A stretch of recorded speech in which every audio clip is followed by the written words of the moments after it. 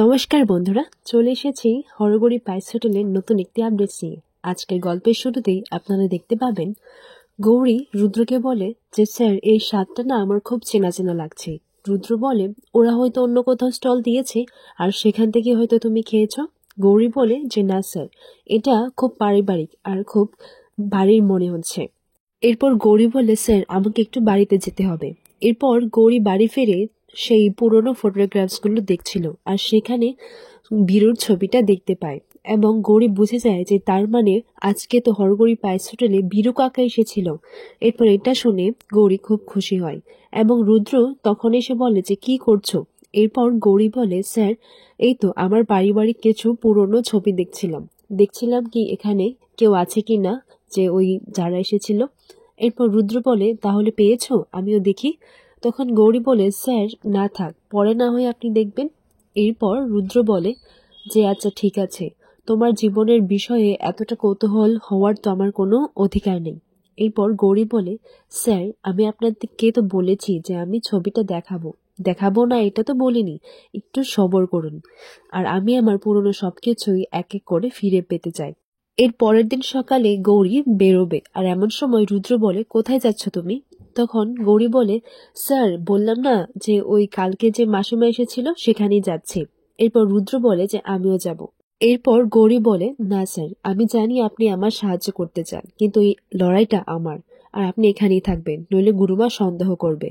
এমন সময় গুরুমা সেখানে চলে আসে এবং বলে যে কি সন্দেহ করবে আর নইলে কি শেষ হয়ে যাবে। তারা দুজনেই ভাবে যে হয়তো সবটা শুনে নিয়েছে। এরপর রুদ্র কিছু একটা বাহানা করে বলে যে না, ও একটু বেরোবে, তাই হোটেলটা আজকে খোলা হবে না। তাই ভাবছে যে তুমি যদি কোনো সন্দেহ করো বা তুমি যদি অবিশ্বাস করো।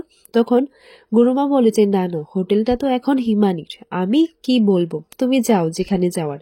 গুরুমা মনে মনে বলতে লাগে যাও, আমিও চাই যে তুমি আজকে বাইরেই থাকো, তাহলেই তো রকিকে আমি আমার হাতে করতে পারবো। এরপর এইদিকে দেখা যায় যে গৌরী তার মহেশ্বতীর সাথে অনেকদিন বাদে দেখা করলো।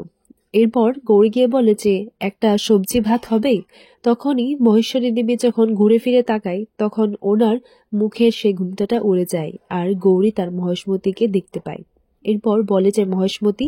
এই মহেশমতি ডাকটা শুনে মহেশ্বরী দেবী বলে যে তুমি কি করে জানলে, এটা তো দুজনের আগে, এক আমার রুদ্র ধাতু ভাই আর হচ্ছে। এরপর মহেশ্বরী দেবী বুঝে যায় যে হিমানি হচ্ছে ওনার দিদিভাই। এরপর তখন বীরু কাকা এসে বলে যে এটা হিমানি বলে মেয়েটা না। এরপর মহেশ্বরী দেবী বলে যে না রে বীরু, এ আমার দিদিভাই এসেছে। এরপর মহেশ্বরী দেবী গৌরীকে বলে যে তুই বস।